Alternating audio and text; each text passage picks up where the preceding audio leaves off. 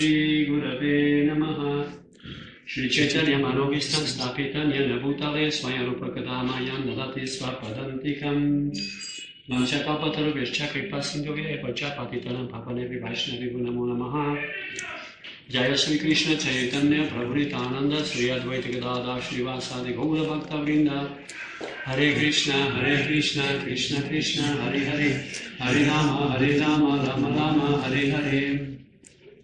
Entonces, bienvenidos y bienvenidas al último día del estudio del tercer capítulo de la Bhagavad Gita. El capítulo se titula, capítulo 3, titula Karma Yoga. Hemos estado analizando los beneficios de Karma Yoga, las calificaciones para practicar Karma Yoga también, los resultados, y hoy vamos entonces a dedicar a entender un poquitín el flujo de todo el capítulo, ¿vale? El flujo, la flow, ¿cómo se llama en ruso? El flujo, ¿sabes? El fluir, ¿sabes? El fluir, el flujo natural, sí, del capítulo 3 del Bhagavad Gita. Este capítulo 3 está dividido en varias secciones que vamos a analizar, ¿vale?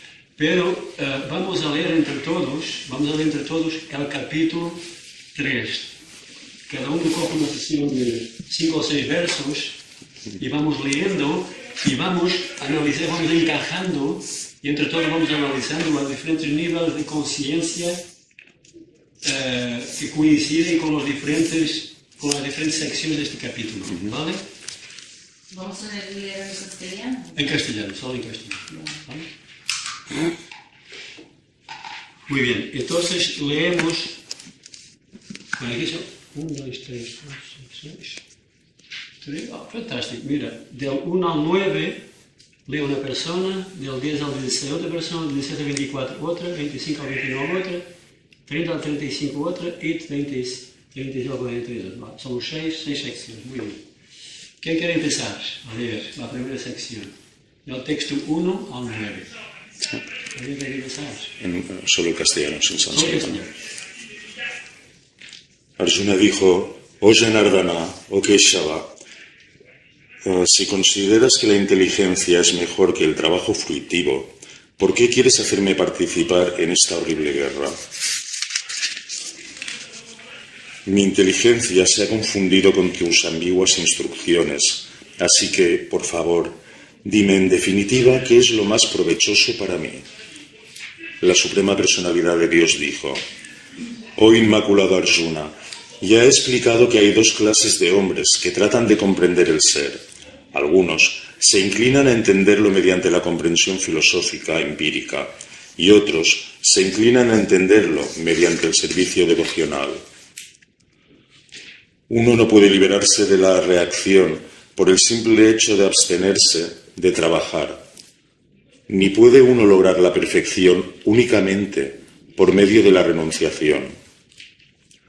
Todo el mundo está forzado a actuar irremediablemente conforme a las cualidades que ha adquirido de las modalidades de la naturaleza material. Por lo tanto, nadie puede dejar de hacer algo, ni siquiera por un momento. Aquel que restringe los sentidos de la acción, pero cuya mente mora en los objetos de los sentidos, sin duda que se engaña a sí mismo y se le conoce como un farsante. En cambio, si una persona sincera trata de controlar con la mente los sentidos activos y comienza el Karma Yoga con conciencia de Krishna, sin apego, es muy superior. Desempeña tu deber prescrito, pues hacerlo es mejor que no trabajar. Sin trabajar, uno no puede ni siquiera mantener el cuerpo físico. El trabajo que se hace como un sacrificio en honor de Vishnu debe realizarse, pues, de lo contrario, el trabajo lo ata a un... El trabajo que se hace como un sacrificio en honor de Vishnu debe realizarse, pues de lo contrario, el trabajo lo ata a uno a este mundo material. Así que, oh hijo de Kunti, desempeña tus deberes prescritos para la satisfacción de él. y de ese modo siempre permanecerás libre del cautiverio. Muy bien, gracias. Adiós. Aquí un poquito porque vamos a analizar aquí un poquito, ¿vale? Aquí vemos que la pregunta original de Arjuna es, él cree que trabajo implica recibir reacciones al trabajo. ¿No? Él cree que trabajo y conocimiento son dos cosas que no se pueden mezclar. Una cosa es uno actuar y otra cosa es uno profundizar el conocimiento de uno mismo a través de la contemplación, a través de recogerse en un monasterio, en algo muy lejos de una actividad de la sociedad. ¿Vale? Entonces, Arjuna tiene esta duda. Y Krishna lo que va a decir es de que realmente hay dos procesos para conocer al yo, a través de ocupar los sentidos y dedicar el fruto del trabajo a la satisfacción del Supremo, y otro es a través del estudio analítico, esto es Maya, esto es Brahmana, así, ¿no? El estudio profundo de la filosofía. Y eso conlleva también a un conocimiento y después también a una renuncia. ¿Vale? Son dos elementos fundamentales en la escuela vidiana, son dos elementos muy fundamentales para uno progresar en el sendero vidiánico. Lo que Krishna va a decir es de que, aunque hay realmente esos dos procesos, el proceso de Karma Yoga es más natural. Es más natural y no solo es más natural, sino que es más adecuado para Arjuna.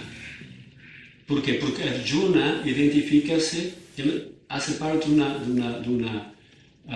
una sociedad, ¿no? De una estructura socio-religiosa llamada Varnashram Dharma, y él tiene un papel muy importante en desempeñar para crear un equilibrio en esa sociedad. Y si él no cumple con su deber, va a crear desequilibrio en la sociedad. Entonces Krishna lo que nos dice es, tú, para ti, que eres un administrador, que estás identificado como tal, que tu calificación es, que tu identificación es como un kshatriya, para ti es mejor ejecutar karma yoga, que Srila Prabhupada bondadosamente lo traduce como Bhakti Yoga. Porque el objetivo último de Karma Yoga es llegar a Bhakti Yoga, como vamos a ver en los capítulos del medio del Bhagavad Gita, desde el capítulo 7 hasta el capítulo 12. ¿Vale? Hay una progresión de Karma Yoga, pasando por Jnana Yoga, Dhyana Yoga, y después entramos en Bhakti Yoga. Ayer hablamos un poquitín sobre este tema. Y entonces, por varias razones, Krishna anima o explica a Arjuna que para él es mejor actuar. Ocupa los sentidos, ocupa la mente, purifica su existencia también a través de ocupar los sentidos y dedicar los resultados a la satisfacción de Dios. Va purificando también su interior, ¿no? sus tendencias naturales dirigidas hacia lo externo, y también dice que, movidos por las tres modalidades de naturaleza material, uno es forzado a actuar. Por ejemplo, en el caso de Arjuna era un kshatriya y tenía esa naturaleza, ¿verdad? Esa naturaleza. Si él dejara de actuar como kshatriya, en ese momento específico, en la batalla de Kurukshetra, él iría a renunciar. Imagínate que él iría al bosque.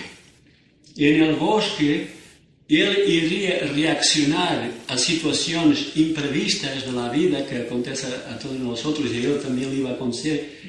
Él iría a reaccionar no como un brahmana, sino iría a reaccionar a los momentos más de desafío y a reaccionar como un kshatriya. O sea, él quería renunciar a su deber, pero su naturaleza como kshatriya lo acompañaba incluso en el bosque. ¿Vale? Entonces, Krishna dice, es mejor tú, ahora que tienes esta oportunidad de actuar como kshatriya, es mejor actuar ahora, y al actuar así vas a purificar tu existencia y vas también a crear un equilibrio dentro de la sociedad. ¿Vale? Entonces, todos estos factores son explicados por Krishna y animando a Arjuna a ejecutar su deber. Y a través de Arjuna, Krishna habla a nosotros también. Que nosotros, en cualquier situación, no debemos prematuramente abandonar nuestros deberes pensando que ya estamos en un nivel superior al que estamos, ¿verdad? Entonces, uno debe cumplir su deber de una forma dentro de los parámetros del Dharma, y al ejecutar ese deber dentro de los parámetros del Dharma, uno va purificando su existencia y uno poco a poco va calificándose para niveles superiores de realización y de percepción de Dios en nuestra vida, ¿vale? Es muy importante. Entonces, mire, esta sección se llama Karma Yoga es mejor para Arjuna porque esa es su calificación. Arjuna quería rechazar su deber y Krishna dice, no, tú no estás calificado para practicar otro proceso de yoga. El mejor para tu nivel es actuar como karma yoga, ¿vale? Actuar como por deber y ofrecer los resultados a Krishna, a Vishnu. Bueno, entonces, Yagyata Karma Nonyatra, Loka Yam Karma Bandana. Muy bien, ahora del 10 al 16, Shara, ahora te toca a ti. Al comienzo de la creación, el Señor de todas las criaturas produjo generaciones de hombres semidioses, junto con sacrificios en honor de Vishnu, y los bendijo diciendo, sean felices mediante ese jnana, sacrificio, porque su ejecución les concederá todo lo que se puede desearse para vivir feliz y lograr la liberación. Los semidioses, estando complacidos con los sacrificios, también los complacerán a ustedes, y de ese modo, mediante la cooperación entre los hombres y los semidioses, reinará la prosperidad para todos.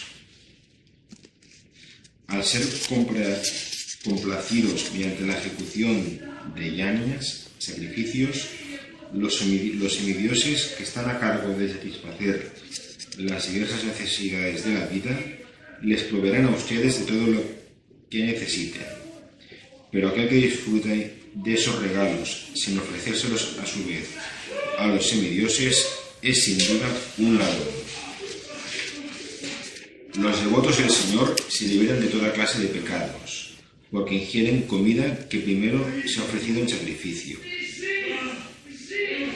Los demás, que preparan comida solo para el disfrute personal de los sentidos, en verdad comen únicamente pecados. Todos los cuerpos vivos subsisten a base de granos alimenticios, los cuales se producen como resultado de las lluvias. Las lluvias se producen como resultado de la ejecución de yajna, sacrificio, y el yajna nace de los deberes prescritos. Las actividades reguladas se prescriben en los Vedas, y los Vedas proceden directamente de la Suprema Personalidad de Dios. Por lo tanto, la trascendencia omnipresente se encuentra situada eternamente en los actos del sacrificio. Mi querido Arjuna, aquel que en la vida humana no sigue el ciclo de sacrificios establecido así por los Vedas, lleva ciertamente una vida llena de pecado. Dicha persona vive en vano, porque solo vive para la satisfacción de los sentidos. Muy bien, y aquí acaba entonces esta sección. Entonces, en la sección anterior, Krishna habla sobre la importancia de ejecutar su deber para se calificar para ejecutar deberes superiores a través de la purificación de la existencia. ¿Vale? Esa es la sección, básicamente la esencia de la sección anterior. ¿Vale? Esta sección, Krishna habla de una forma más básica.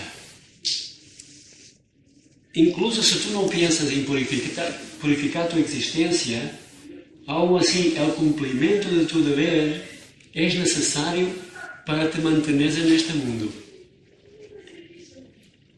Él dice de que en la sección anterior es de que ejecuta su deber para purificar tu existencia. Y aquí dice, ejecuta tu deber para tener opulencia en la vida. Ese es lo que el mensaje que Krishna da aquí en esta situación. Es más básico, pero es otra forma que Krishna está como que tapando todos los obstáculos que Arjuna va a poner. Para que no se escape. Sí. Arjuna puede salir por un obstáculo y Krishna antes de va tapando, ¿no? Para que Arjuna ya que no, que me queda, no, yo no, tengo que hacer mi deber. Entonces es así aquí. Y el Dharma, perdón, y el ejecutar nuestro deber, nuestro Dharma, nos da ¿cómo se dice? Una estabilidad. El Dharma produce a la persona una estabilidad necesaria para pensarmos en cosas superiores. ¿Vale? Una persona que no ejecuta,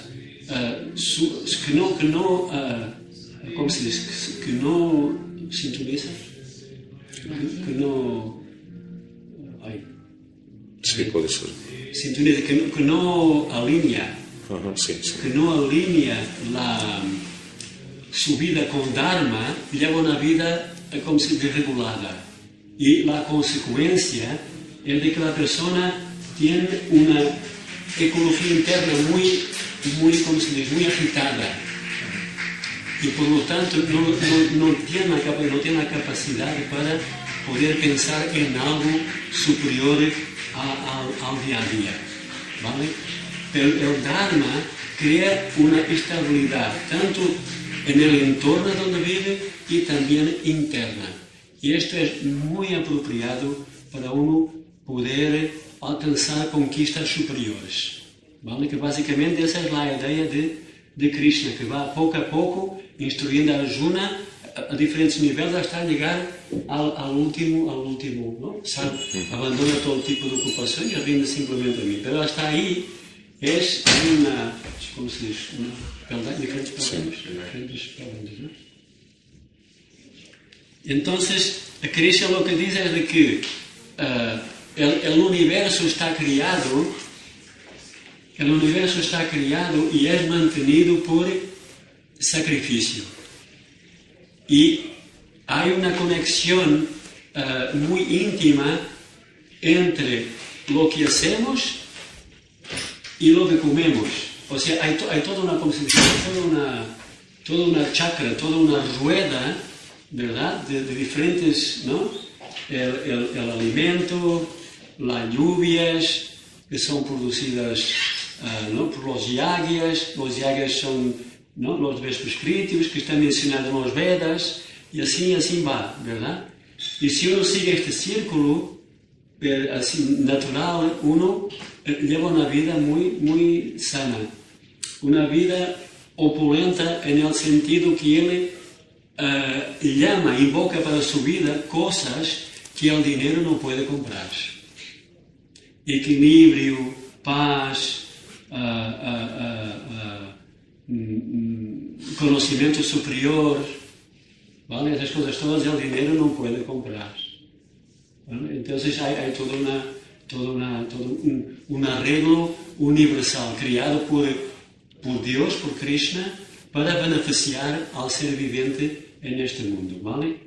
Y el último texto de esta sección explica los resultados de la persona que no sigue este círculo natural, ¿no? O sea, tal persona que no sigue este círculo natural, esta rueda, él lleva una vida en vano, ¿verdad? Moham parta sajivati. Lleva una vida inútil. ¿Por qué? Porque todo lo que él adquiere, todo lo que adquiere a través de su esfuerzo, le va a ser arrebatado, va a perderlo a su debido tiempo, más que no sea al final de la vida, ¿verdad?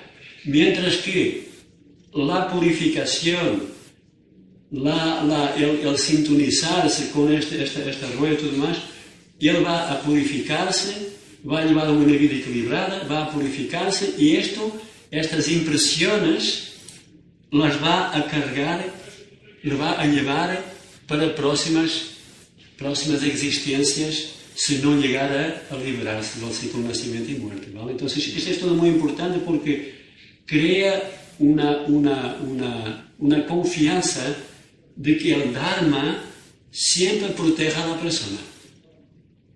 No hay un momento en que el Dharma se puede decir, ejecuté el Dharma y he salido perdiendo. No, aparentemente parece que sí, pero no es así. Al final, Dharma siempre protege. ¿Vale? ¿Está bien hasta aquí?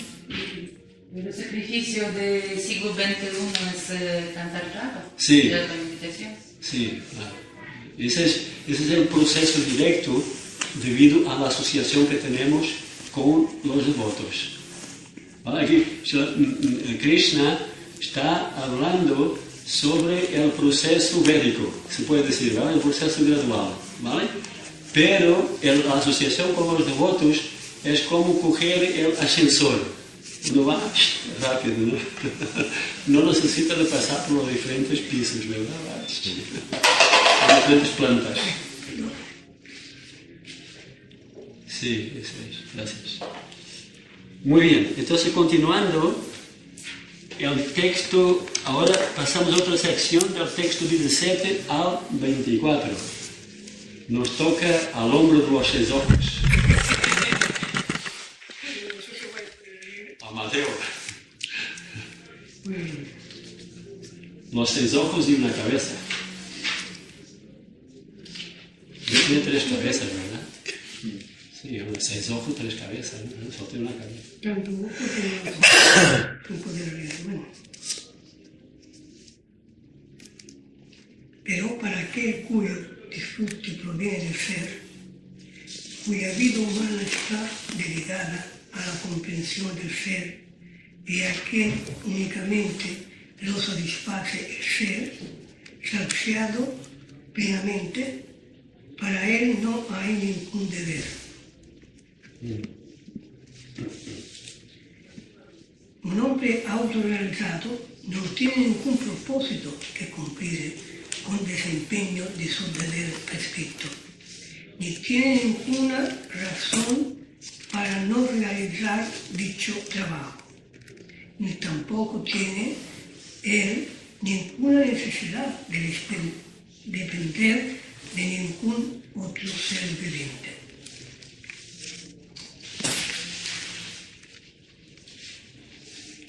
Por lo tanto, sin estar apegado a los frutos de las actividades, uno debe actuar como una cuestión de deber, pues por trabajar sin apego uno llega al supremo. Reyes tales como Janaka lograron la perfección únicamente mediante la ejecución de los deberes prescritos.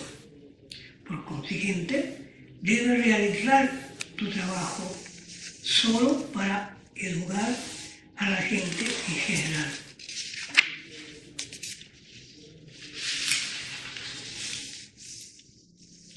Los hombres comunes siguen los pasos de un grande hombre, sea cual fuera la acción que éste ejecuta.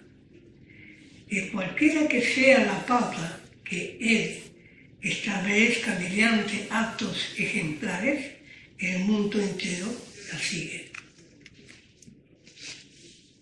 Oh hijo de Pita, En todos los tres sistemas planetarios no hay ningún trabajo prescrito para mí, ni estoy necesitado de nada, ni tengo que obtener nada, y aún así realizo el deber prescrito.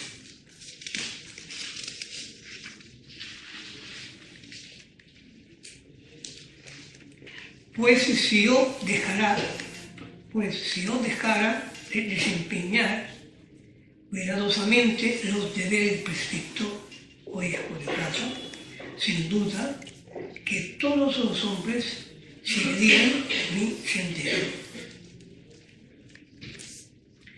Si yo no ejecutara deberes prescritos, todos estos mundos se irían a la ruina. Yo sería la causa de la creación de una población no deseada y con ello destruiría la paz de todos los seres vivientes. Muy bien, gracias, Matías. Entonces aquí Krishna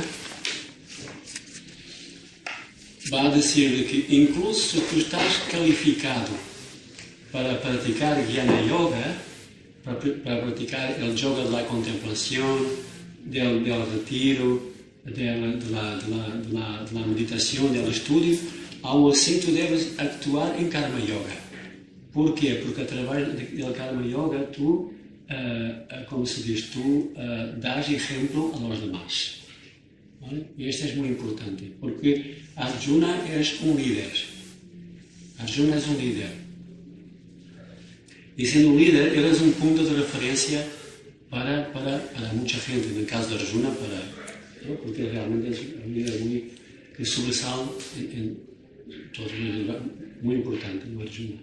Y vemos eso en el libro del Mahabharata, ¿no? Realmente es el personaje más importante del Mahabharata. Entonces, si Arjuna no ejecuta sus deberes en ese momento tan difícil, él va a crear ¿cómo se dice? Precedente. Y las personas que tienen a Arjuna como un líder, como se dice? Un modelo a seguir, ellos van en momentos también de un desafío más intenso en su vida, ellos van a decir, yo no voy a cumplir mis deberes. Porque Arjuna tampoco ha cumplido sus deberes. Y él es una persona un líder de la sociedad. ¿Vale? O sea, que la gente normalmente no, ¿cómo se dice? No analiza las intenciones. ¿Vale? Normalmente la gente analiza las acciones, ¿vale? Porque las acciones son cosas que nosotros podemos ver, las acciones, pero las intenciones son algo interno, ¿verdad? Entonces la gente no iría a decir, sí, Arjuna salió por esta o aquella razón, por compasión, como Arjuna argumentaba, ¿no? Por compasión y tal. No, él decía, no, Arjuna se escapó porque no quiso enfrentar su deber, ¿verdad? Esa es la análisis de la sociedad. Y eso es una cosa muy natural, es algo muy natural en la sociedad humana. No se puede artificialmente, o sea, es muy difícil uno actuar de esta manera, ¿verdad? Por eso un trascendentalista normalmente debe actuar de tal manera que no cree dudas en los demás, ¿verdad? Que no cree confusión. ¿Será esto? ¿Será aquello? No, él actúa, por eso, como Prabhupada solía decir, la mujer de César debe estar más allá de la duda, ¿verdad? Entonces, la vida del trascendentalista debe ser de tal manera que las personas no tienen dudas en relación con sus intenciones. No saben sus intenciones, es una cosa interna, pero ven las acciones. Entonces, en base a las acciones, ellos analizan, deliberan, ¿vale? Entonces es importante uno actuar de una forma, ¿no? Y nosotros vemos, o sea, que, por ejemplo, alguna cosa que hacemos, nuestros hijos o nuestro cónyuge o hace una cosa, vale, ¿por qué has hecho esto? ¿No? O sea, pregunta, ¿cuál es tu intención, verdad? Dicen, ¿por qué has hecho esto y tal? ¿No? De una forma más enfadada o menos enfadada, ¿no? Pero la idea es, ¿cuál es tu intención por detrás de la acción? ¿Vale? Entonces, intención por detrás de la acción. Intención. ¿Cuál es tu motivación? Muy bien. Motivación. ¿Cuál es tu motivación? ¿Vale? Y Krishna en esta sección también, Arjuna se podría preguntar, pero vamos, ¿hay alguna persona que alcanzó la perfección al ejecutar su deber? ¿Hay alguna persona en mi estatus social que ha alcanzado la perfección? Y Krishna menciona Janaka. Janaka, ustedes conocen Janaka Maharaj, ¿verdad? Janaka Maharaj es el padre de Sita Devi, exactamente. Y entonces él da el ejemplo de Janaka Maharaj, que es una persona muy famosa también, ¿no? Entonces Arjuna adquiere confianza al escuchar de que Janaka Maharaj también alcanzó la perfección ejecutando sus deberes prescritos, ¿vale? Y no solo eso, sino que Krishna mismo se pone como ejemplo. Y yo también ejecuto, aunque no tenga nada que hacer, yo mismo ejecuto los deberes prescritos. Porque si no ejecutara los deberes prescritos, yo sería la causa de advenimiento de... ¿cómo se llama? Dolor. Yo sería la causa de la población no deseada. Y esto es muy interesante porque si nos recordamos un argumento que Arjuna da para no ejecutar su deber, al final del primer capítulo, hemos hablado ayer, creo, ¿no? Es de que él decía, yo si ejecuto mi deber, voy a destruir todos los líderes naturales de la sociedad, todos los líderes naturales de la familia, y por lo tanto, el elemento más frágil de la familia queda desamparado, y de ese desamparo puede surgir población no deseada. Entonces, esa es la solución. Yo ejecuto mi deber, a través de mi deber voy a destruir muchos líderes de la sociedad y debido a eso la población, sí, un poquitín más desamparada, va a quedar, ¿no?, expuesta a personas sin escrúpulos, y de ese aprovechamiento de las personas sin escrúpulos nace población no deseada. ¿Sabes? Sin escrúpulos, sin principios, sin moral, ¿sabes?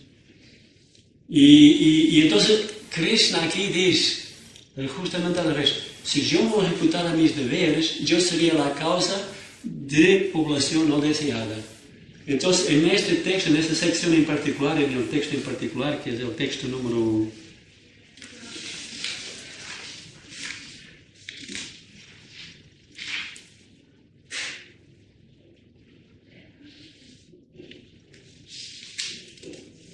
Texto número 24. Si yo no ejecutara deberes prescritos, todos estos mundos se irían a la ruina. Yo sería la causa de la creación de población no deseada, y con ello destruiría la paz de todos los seres vivientes. ¿Vale? Entonces, es como que contrarrestra el argumento, el último argumento de Arjuna en el primer capítulo. Y después ya uno más, en el segundo capítulo, ¿verdad? Que eso va a ser anulado, ese argumento va a ser anulado justo al final.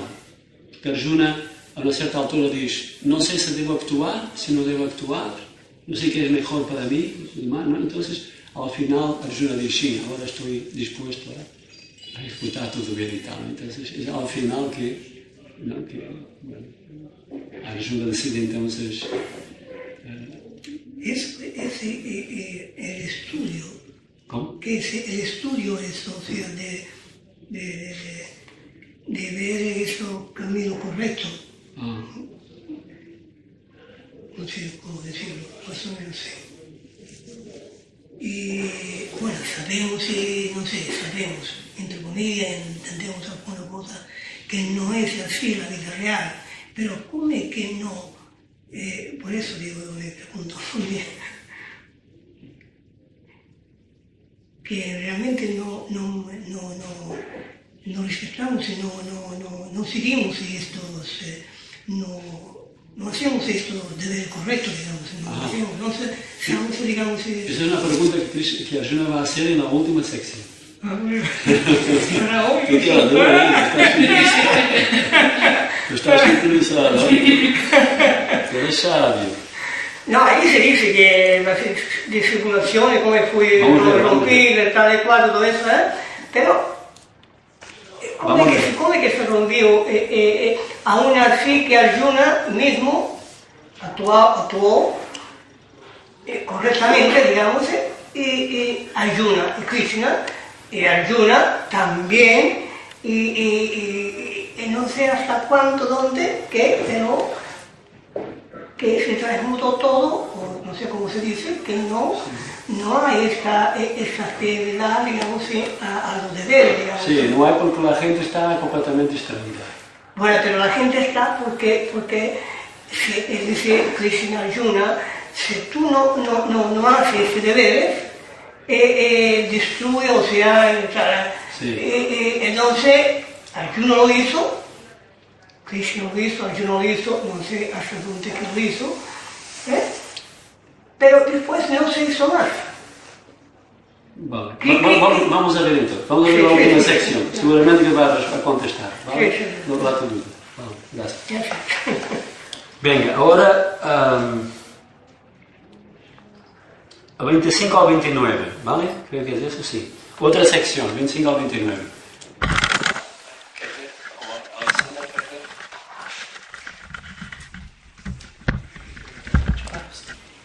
Así como los ignorantes realizan sus deberes con apego a los resultados, así mismo deben actuar los sabios, pero sin apego, a fin de llevar a la gente por el buen camino. Así que para no perturbarles la mente a hombres ignorantes que están apegados a los resultados positivos de los deberes prescritos, el sabio no debe inducirlos a dejar de trabajar, más bien trabajando con espíritu de devoción, debe ocuparlos en toda clase de actividades para el desarrollo gradual de su conciencia de Krishna. El alma espiritual que está confundida por la influencia del ego falso se cree la autora de actividades que en realidad son ejecutadas por las tres modalidades de la naturaleza material. Tú, el de los poderosos brazos, aquel que posee conocimiento acerca de la verdad absoluta, no se ocupa de los sentidos ni de la complacencia de estos, pues conoce bien las diferencias que hay entre el trabajo con devoción y el trabajo por resultados fruitivos. Confundidos por las modalidades de la naturaleza material, los ignorantes se dedican enteramente a las actividades materiales y se apegan, pero los sabios no deben perturbarlos, aunque esos deberes son inferiores por la falta de conocimiento de que adolecen los ejecutores. Por consiguiente, pelea o Arjuna entregan... No, hasta el 29 está bien, perdón. Otra sección, 29, ¿vale? Alexander empieza por 30, bueno, no todavía. Aquí Krishna en esta sección habla sobre la diferencia entre Karma Yoga y Karma Kanda. ¿Vale? Karma Yoga y Karma Kanda. El Karma Kandi, la conciencia del Karma Kandi, el Karmi, mejor dicho, la conciencia del Karmi fue analizada en la sección, en la segunda sección del texto 10 al 16. ¿Vale? Uno ejecuta sus deberes, pero su conciencia está refugiada en los frutos que va a adquirir sus deberes, ¿vale? Él ejecuta sus deberes, lleva una vida regulada, sí, pero la idea, la motivación la intención es de coger frutos, beneficios, ¿vale? El karma yogi ya no tiene esa, ¿vale? Hay diferentes niveles también, hay Sakama Karma Yoga y Nishkama Karma Yoga, hay dos niveles también dentro del Karma Yoga, pero vamos, en principio el Karma Yogi su conciencia ya no se refugia tanto en los frutos de su actividad. Su conciencia ya se refugia más en actuar perfectamente y ofrecer los resultados al Supremo, ¿vale? En nuestra tradición ofrecemos los resultados a Krishna y toda la Bhagavad Gita va en ese sentido, ¿vale? Pero, por ejemplo, los impersonalistas también practican Karma Yoga. Lo que pasa es que ellos ofrecen los resultados de sus actividades, ofrecen al absoluto impersonal, ¿vale? No sé cómo lo hacen, pero lo hacen, ¿vale? Entonces, entonces, ¿cómo se dice? Aquí se analiza precisamente los dos niveles de conciencia, el del karma, el que sigue el karma kanda y el que sigue el karma yoga. La diferencia también entre karma kanda y karma yoga es que en karma kanda no hay conexión, no hay yoga, no hay conexión con Dios, ¿vale? Y mientras que en karma yoga ya hay conexión con Dios, ya hay ¿cómo se dice? Un interés, ya hay un despertar, ¿cómo se dice? Un ampliar, una expansión de conciencia a punto de realizar de que yo como una unidad de conciencia, no una unidad de conciencia, tengo una relación con la unidad de conciencia suprema, con Krishna, ¿vale?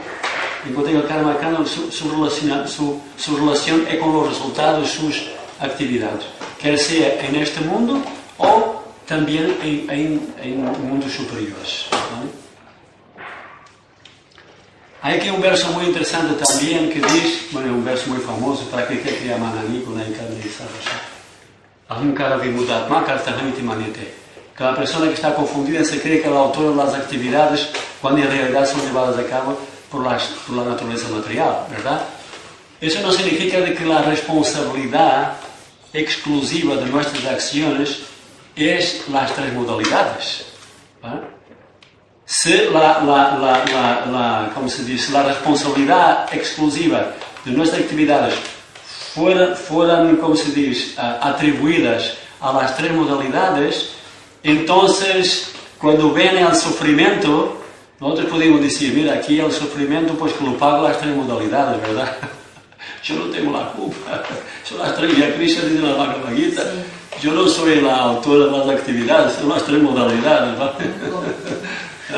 Pero los Vedas no están dirigidos hacia las tres modalidades, están dirigidos al ser, principalmente en la forma de vida humana. ¿Por qué? Porque ¿cómo se dice? Las tres modalidades son energías simplemente, mientras que nosotros somos energías conscientes.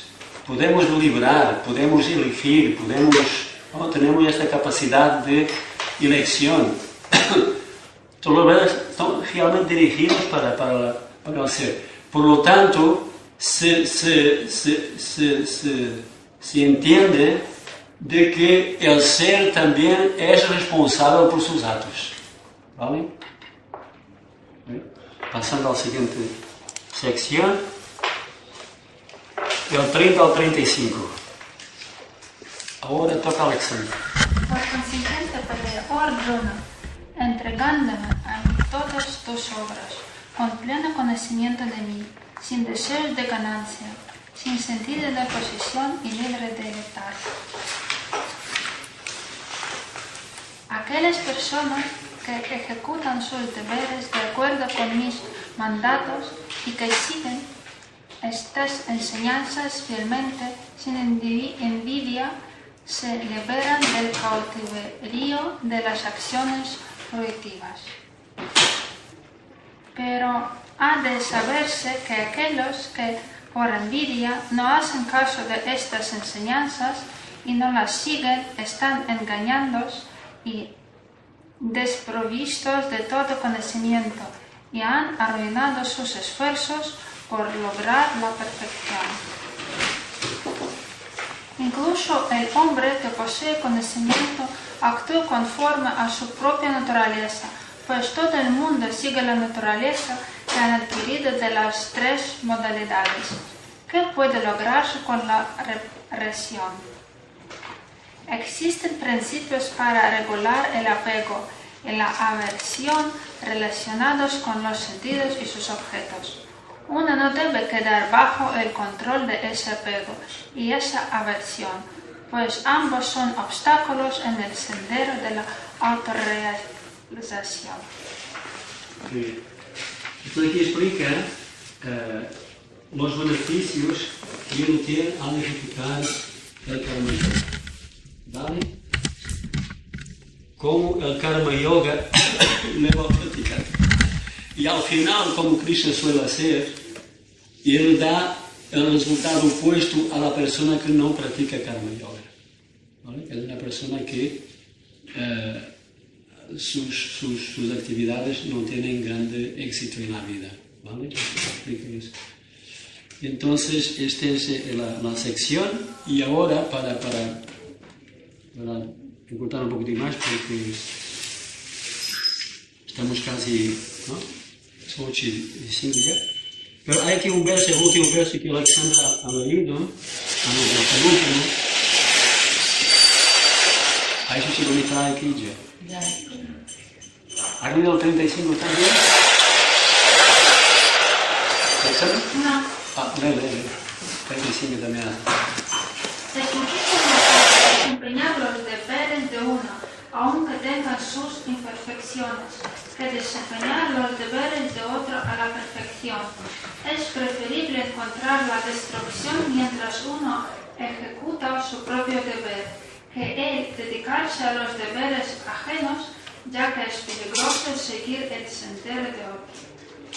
Vale, entonces nosotros tenemos una condición psíquica y física, y con esa condición psíquica y física nosotros tenemos unas ciertas tendencias para actuar y actuamos en conformidad con esas tendencias bajo los parámetros de Dharma y creamos un equilibrio en nuestro entorno y en nuestro interior también, ¿vale? Entonces no podemos, ¿cómo se dice?, meditar, o sea, compararnos con otras personas, ¿verdad? Cada uno tiene su realidad psíquica y física y cada uno está inserido dentro de un contexto social. No nos podemos comparar con otros. Podemos sí sacar inspiración de los demás, pero compararnos o como se dice, meditar en aquello que los demás tienen y que nosotros no tenemos, esto fragiliza nuestra posición actual. ¿Por qué? Porque cuando nosotros meditamos en aquello que no tenemos, disminuye la capacidad de apreciar lo que nosotros tenemos. Y es con lo que nosotros tenemos es que tenemos que actuar, no con aquello que no tenemos, ¿vale? Lo que tenemos a nuestro alrededor, por karma, por misericordia de Dios, por misericordia de Krishna, eso es lo que tenemos que olvidar. Y teniendo esta base es que nosotros debemos actuar, ¿vale? Si otros hacen otra cosa maravillosa en otra situación cualquier, nosotros sacamos inspiración y vemos, wow, si él ha llegado allí, yo también puedo, ¿vale? Pero no podemos comparar el sentido de que, él es sequía, yo no puedo, él sí que puede estar en esa situación, yo no. Eso es perjudicial a nuestro equilibrio, ¿vale? Y también, como se dice, crea una insatisfacción crónica interna. Y esa insatisfacción crónica interna se transmite a los demás. Y principalmente a los seres que están más cerca de nosotros. ¿Verdad? Nuestro estado de conciencia es una energía que permea, que, como se dice, que va por todos los, ¿no? A donde no estamos nosotros. Nosotros transportamos esa, ¿sabes? Y la tendencia es de que los demás también pueden quedar influenciados por nosotros. Entonces es siempre bueno cuando tenemos alguna situación y que nosotros estamos un poquito frustrados y pensamos que no tenemos nada en la vida y todo más, y que la vida es difícil para nosotros y que la naturaleza material nos ha elegido para somos lo único que aquí nos da palos. Entonces nosotros debemos coger una hoja en blanco y escribir todo lo que nosotros tenemos. Y vemos que las dificultades que tenemos luego son inferiores a aquello que nosotros pensamos. El meditar en un problema, solo por meditar, no resuelve el problema. Eso es un poco de aparte. Y al meditar el problema, solo por meditarlo, simplemente porque la mente está apegada a esa atmósfera, ¿no? Nos saca el poder para resolverlo.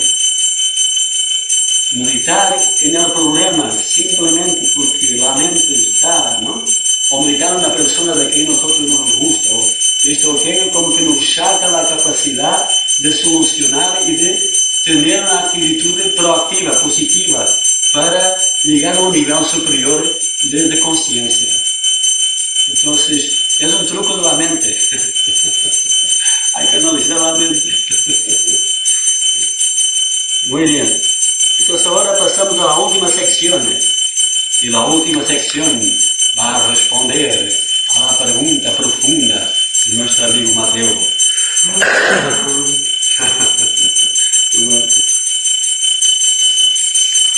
Texto 36. Me toca a mí.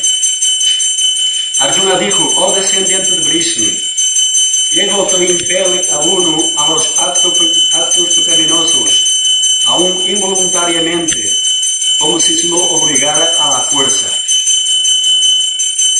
La Suprema Personalidad de Dios dijo, es únicamente la lujuria Arjuna, que nace del contacto con la modalidad material de la pasión, y luego se transforma en ira, y que es el pecador enemigo de este mundo, enemigo que lo devora todo.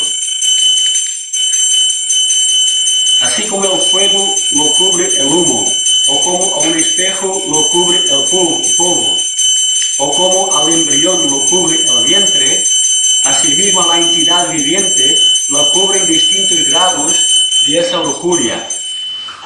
Así pues, la conciencia pura de la sabia entidad viviente es cubierta por su enemigo eterno en forma de lujuria, que nunca se satisface y arde como el fuego.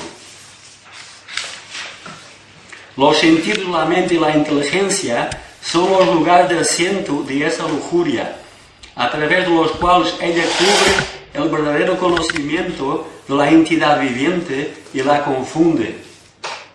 Por lo tanto, Arjuna, el mejor de los Bharatas, desde el mismo principio, domina este gran símbolo del pecado, la lujuria, mediante la regulación de los sentidos, y mata a esta destructora del conocimiento y la autorrealización. Los sentidos de trabajo son superiores a la materia burda. La mente es más elevada que los sentidos. La inteligencia es aún más elevada que la mente. Y ella, el alma, es incluso más elevada que la inteligencia. Ella, el alma. ¿Vale? Entonces, aquí, esa es la última sección. Aquí acaba... La última, ¿no? ¿Ah? La última sección. ¿Ah? Falta uno. Vale. En consecuencia, sabiendo que uno es trascendental a los sentidos, la mente y la inteligencia materiales, o Arjuna, el de los poderosos brazos, se debe estabilizar la mente mediante una inteligencia espiritual deliberada, el proceso de conciencia de Krishna, y así, mediante la fuerza espiritual, conquistar ese insaciable enemigo, conocido como la lujuria. ¿Vale? Esta es una sección muy importante, podríamos realmente estar durante mucho tiempo hablando, ¿no? Pero se puede decir que en todos los senderos de la práctica espiritual hay desafíos. Y los desafíos no son tanto los desafíos más sustanciales, por lo menos no son tanto los externos, sino son más bien los desafíos internos, ¿vale? Es con esos desafíos internos que el practicante del yoga y cualquier, el karma yoga, el jnana yoga, el ashtanga yoga, el bhakti yoga, son esos desafíos que él tiene que lidar, ¿vale? Y ese desafío es precisamente aquí la lujuria. ¿Qué es la lujuria? Esto es una pregunta abierta aquí al excelentísimo público. ¿Cómo se podría definir la lujuria? El deseo de disfrute de los sentidos. El deseo de disfrute en general, o sea, normalmente la gente piensa solo en sexo cuando hablas de lujuria, ¿no? Por lo que se lee en los textos se refiere más al disfrute general de todo. Muy bien, gracias. ¿Qué más se podría decir? El dominio del ego, ¿no? También. El ego domina. El ego que te dominas sobre tu ser, ¿no? Sí, el ego domina sobre el ser, ¿verdad? Sí. Muy bien, muy buen punto, gracias. ¿Qué más se podría decir? Desear cosas materiales que no puedes tener, pero que desees, y después produce ira. Produce ira, ¿verdad? O sea que... Muy bien, gracias. ¿Algo más se podría decir? No hace falta... Nadie está obligado en decir, pero sí. Por ahí es muy buen análisis. La lujuria es eso, ¿no? Es no querer compartir nuestro disfrute con Dios, con Krishna. El querer guardar para nosotros cuando realmente debemos compartir con Krishna. Y podemos analizar eso, que cuando nosotros introducimos a Krishna en nuestra vida, de una forma natural, la tendencia a disfrutar de los sentidos, o ser dominado por el ego, ¿no? o buscar incluso metas que no son viables ni razonables, ¿no? Todo eso queda muy más, ¿no? minimizado, todas esas exigencias, ¿no? esos impulsos, quedan mucho más minimizados, ¿verdad? No sé, tenéis esa experiencia, ¿sí? ¿verdad? Cuando uno está un poquito más sintonizado y tal, ¿verdad? Con la conciencia de Krishna, con la práctica, parece que uno está más contento, más satisfecho en su pellejo, en su circunstancia, ¿verdad? Entonces, sí. Mira, he escuchado, a mí me gusta decir esos temas, y he escuchado una definición muy interesante que quiero compartir aquí con ustedes también, sobre lo que es lujuria. Yo, este devoto en particular no traduz como lujuria, traduz como deseo. Él dice que el deseo mal direccionado, él explica que el deseo es inherente al ser, ¿verdad? El ser es un ser espiritual y Prabhupada explica eso muchas veces en los significados Bhaktivedanta. Él explica de que el ser espiritual, una de las características del espiritual tiene deseos, ¿vale? Y lujuria sería el deseo, o sea, proyectar en un objeto material la capacidad del objeto material de dar a nosotros, el sujeto, tres cosas: refugio, plenitud y satisfacción. ¿Vale? Plenitud, ¿cómo se puede decir plenitud? Plenitud es una persona está completo. Sí, está lleno en sí mismo, está lleno en él mismo, está completo en él mismo. ¿No? Perfecto. Perfecto. No perfecto, pero es... Está satisfecho. Satisfecho, eso, ¿vale? Entonces, la definición, yo lo he visto sin furioso, ¿vale? Es una definición es interesante, que es, o sea, como que querer empoderar,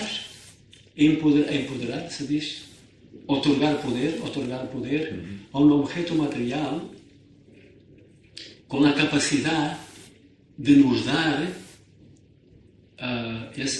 ¿no? Lo que nosotros buscamos, lo que nosotros somos realmente.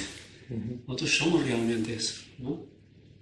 Pero otorgamos, proyectamos en ese objeto material ese poder de nos dar eso que buscamos, de que somos realmente. Es muy interesante también ese análisis, ¿verdad? Entonces realmente esa plenitud, esa seguridad, esa satisfacción, bien por establecermos esa relación eterna entre el alma y Krishna. Claro, aquí el tema es karma yoga y es, ¿no? Pero vamos, que el objetivo es ese, ¿no? De que el karma yoga tiene que superar esa plataforma, tiene que expande su conciencia, purifica su corazón, pasa por los diferentes niveles, de acuerdo aquí al Bhagavad Gita. Claro, nosotros sabemos, al entrar en contacto con el devoto puro, uno pasa rápido por todos ellos, sin necesidad de practicarlos en secuencia, pero si uno sigue el proceso hasta llegar al Bhakti, ¿verdad? Uno no entrega solo, como se dice, el fruto de su resultado, sino que él entrega, antes de actuar, él entrega el corazón. ¿Vale? Y es esa relación entre Dios, entre Krishna y nosotros que nos va a dar esto. Pero nosotros, confundidos por la energía ilusoria,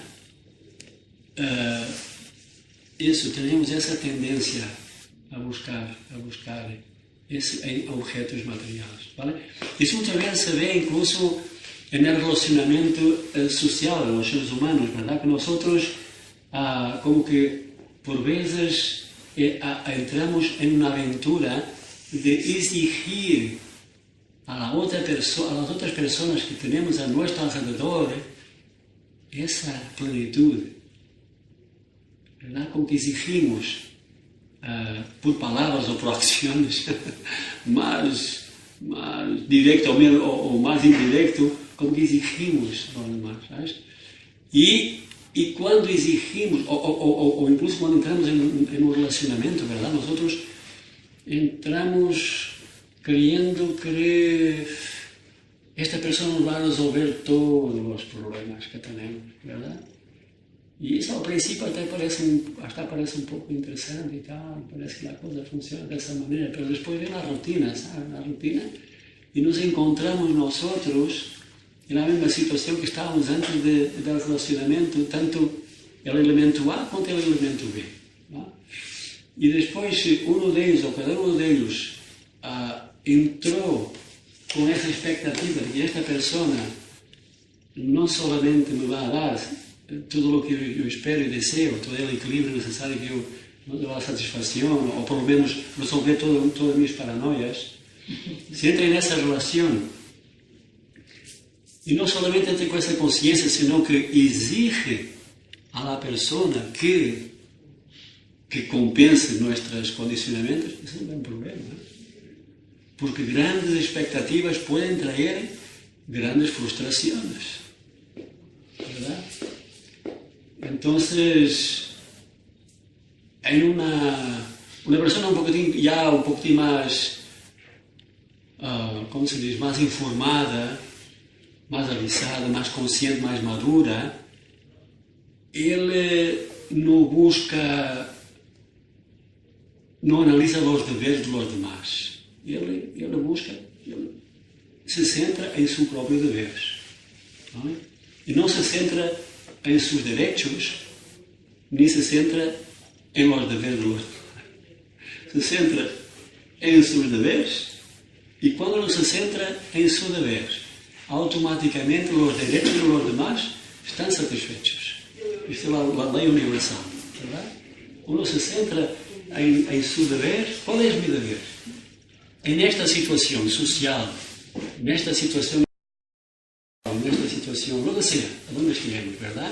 Porque el yoga no es una cuestión de gimnasio de las 5 a las 7, o sea, no es una cuestión de practicar solo en esta sala que es maravillosa, que es el Templo Hare Krishna aquí en Barcelona.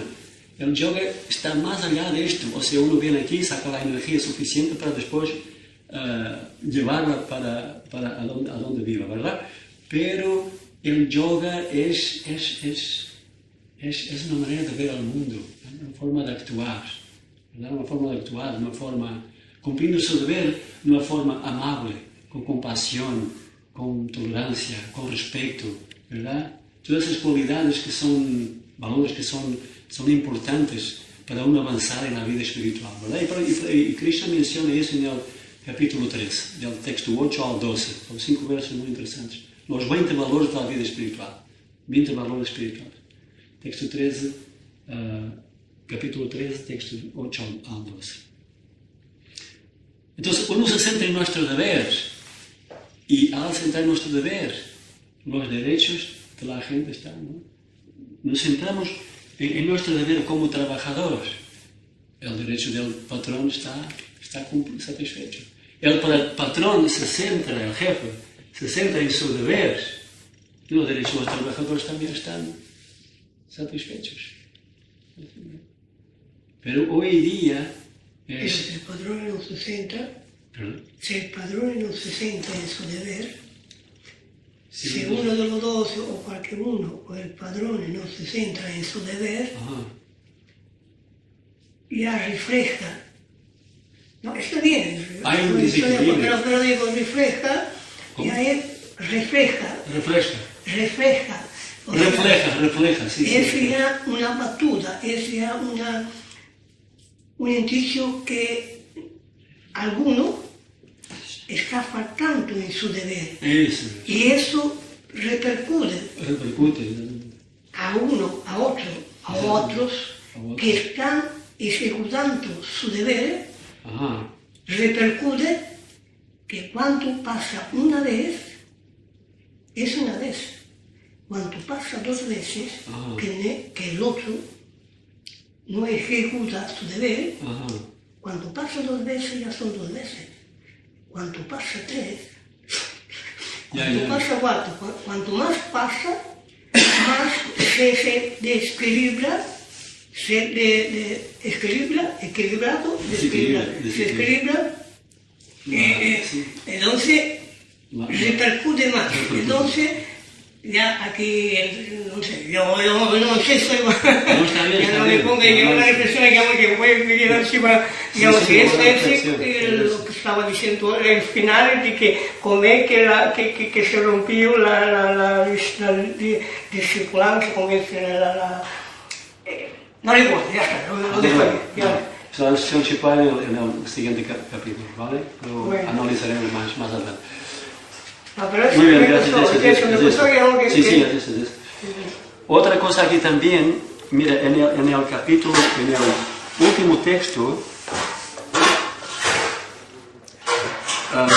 último texto del capítulo, en consecuencia, sabiendo que uno es trascendental los sentidos, la mente y la inteligencia materiales, se debe establecer la mente mediante una inteligencia espiritual.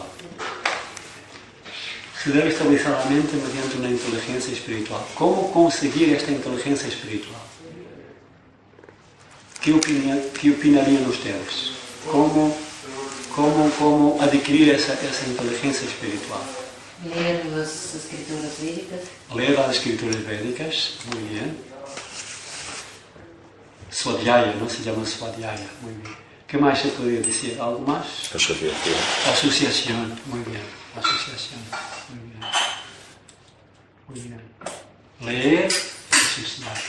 ¿Algo más se podría decir en este contexto? Guru. Sadhana, ¿Ah? Guru. Guru también, muy bien. Guru, muy bien. práctica. Práctica, muy bien. Práctica, muy bien. Tenemos aquí una audiencia fabulosa.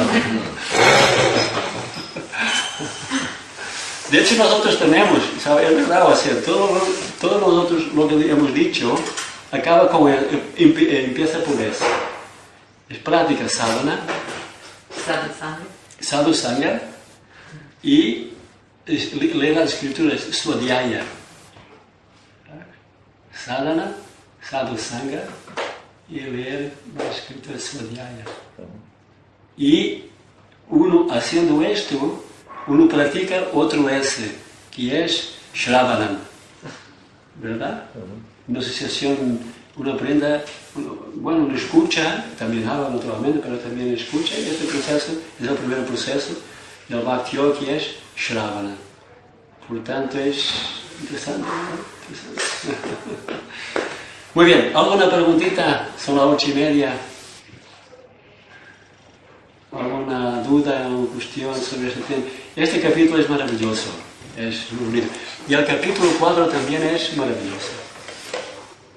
Todos ellos son maravillosos, realmente. ¿Qué necesita saber para cumplir su deber?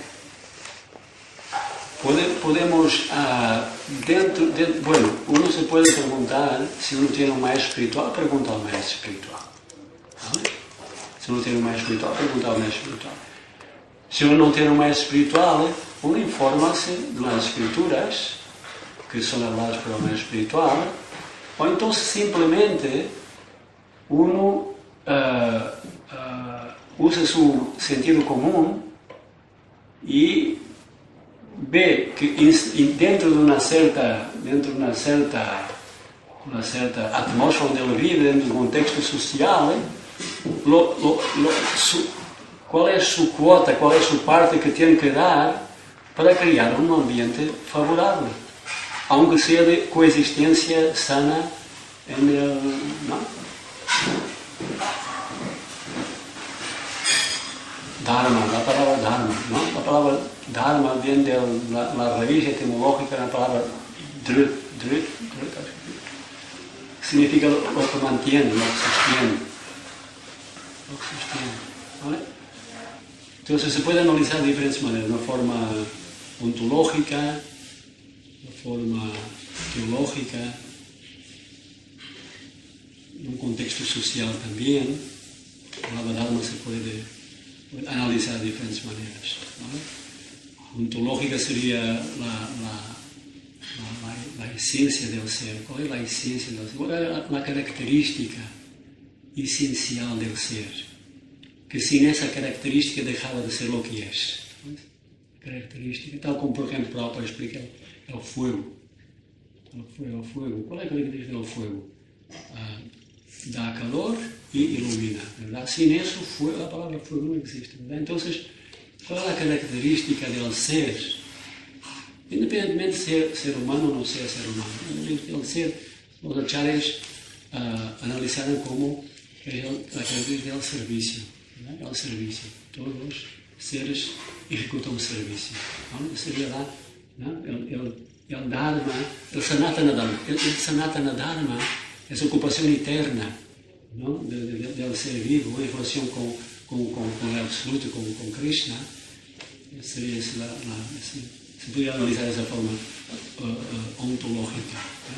Sociológica es que cada uno tiene unas características físicas y psíquicas y que esas características físicas y psíquicas dan una predisposición para actuar de una cierta manera.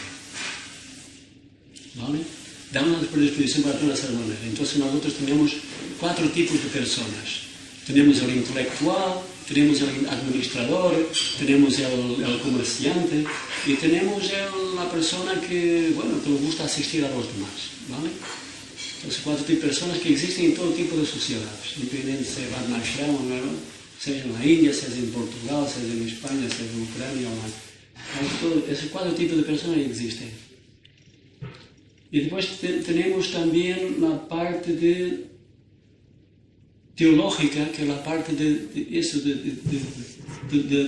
proceso por el cual uno desarrolla esa característica natural. Para entender quién es Dios, cuál es la posición de Dios, cuál es nuestra posición, cuál es la posición del mundo material, mi relacionamiento con eso, es toda la parte del conocimiento de Dios, ¿verdad? No se puede decir, ¿no? Bhagavad Dharma. Las actividades que conectan directamente con Dios, para que uno llegue a despertar ese amor por Dios latente que todos tenemos. ¿Vale? Entonces, nuestro deber, nuestro dharma, es dado por el maestro, es dado por las escrituras, y también nosotros, si no conocemos el maestro y la escritura, ahí es difícil, ¿no? Es difícil. El dharma, ¿no? Porque muchas veces nos actuamos, pero de una forma fuera del contexto del dharma, es un problema, ¿no? Un problema. Bueno, algo más. Sí, una pregunta. Sí. Entonces, Shan. ser fructífero, cuando Ser. Fructífero, Fructífero. ¿no puede ser también a veces un proceso espiritual? ¿Me explico o no? Fructífero, ¿qué entiendes por fructífero? Sí, claro, cuando distingues el karma yoga, Ajá. es el yoga de la acción pero sin buscar resultados. Ah, ok. Yo digo, hay una parte que también busca resultados, ¿no? Ajá. ¿Me explico? Ok. Mi duda, es decir, hay un momento de camino espiritual que también va buscando unos resultados. Sí, ¿no? sí, esas expectativas son Expectativas. expectativas, ¿verdad? Sí. Esas expectativas, como son en relación con el sendero del yoga, Sí. son buenas, son sanas, se estimulan esos deseos que Esas serían positivas. Sí, esos deseos, esas expectativas, eso es importante, ¿verdad? Uno sabe los diferentes pasos que hay y va experimentando en su vida los diferentes pasos y eso va creando una cierta confianza, ¿verdad? En el proceso y uno, o sea, ¿cómo se dice? Uno no, o sea, ese deseo, esas expectativas que están inseridas, que están involucradas dentro de ese contexto del yoga y de nuestra relación, la profundidad de nuestra relación con Krishna, ¿no? Entonces, son, ¿cómo se dice? Son más, ¿cómo se dice?